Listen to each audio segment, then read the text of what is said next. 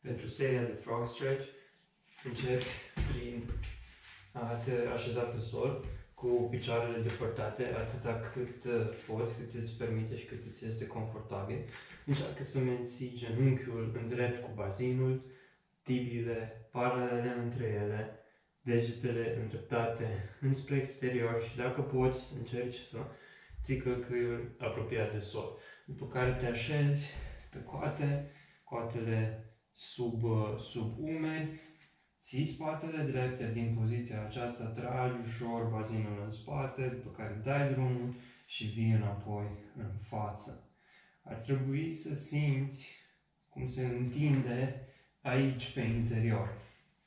Fii atent să menții spatele drept, să nu lași să se rotunjească atunci când tragi bazinul înapoi. Deci nu lăsa să se rotunjească așa, pur și simplu ține pieptul presat către podea și trage bazinul ușor în spate. La fiecare repetare încearcă să mergi un picuț mai mult cu bazinul în spate. După care poți să vii sus, pui palmele sub umeri, ții pieptul scos, privirea în față, la fel, verifici să fie spatele drept și tragi ușor bazinul în spate. Cum spuneam, ar trebui să se simtă pe interiorul coapsei cum se întinde. Fiecare repetare un picuț mai în spate, după care extinzi un picior în exterior și celălalt îl poziționezi așa fel încât să fie talpa în drept cu genunchiul, iar apoi întinzi mâinile către degetele de la picioare și încerci să te relaxezi. Ar trebui să simți cum se întinde totul pe aici, în spatele piciorului, de asemenea și în sus, pe lângă coloană. Încearcă să respiri, să te relaxezi și pe măsură ce te relaxezi, poți să mergi un picuț mai în față cu degetele.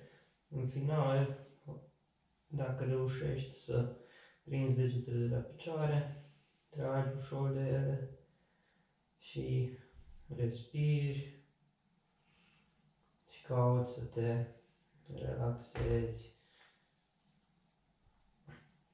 Bun, după care rotezi piciorul din față la 90 de grade, iar cel din spate la fel îl poziționezi la 90 de grade, pui palmele în față, stai înalt, iar din poziția asta încerci să apropii buricul de coapsă.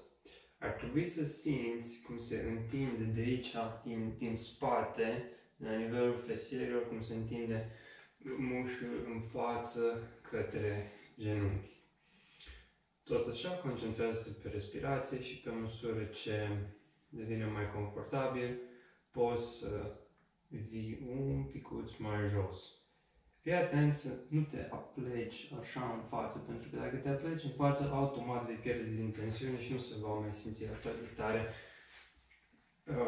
la nivelul piciorului. Așa că ține spatele drept, ține pieptul presat către podea și încearcă să vii cu totul în jos pe măsură ce te relaxezi. Respiră.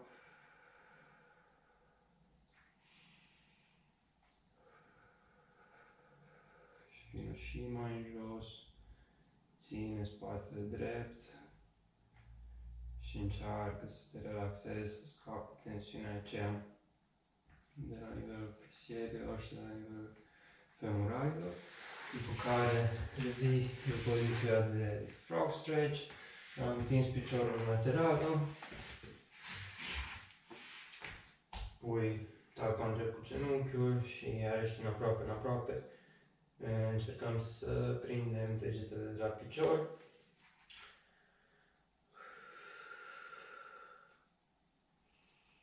Încearcă să te relaxezi, să simți cum se întinde piciorul, să simți cum se întinde spatele, prinde degetele și și menține.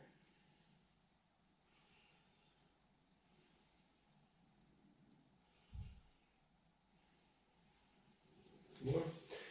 Care la fel, un picior din față la 90 de grade, cel din spate la 90 de grade, mâinile în față și încearcă să orientez buricul pe direcția genunchiului și de aici mă apropie ușor de coapsă, mergi din aproape în aproape, încearcă să te relaxezi.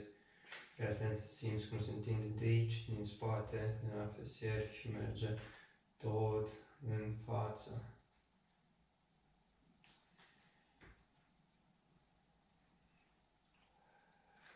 Ține spatele drept, ține pieptul presat către podea, umerii departe de urechi. După care dai drumul și asta a fost tot pentru seria Frog Stretch.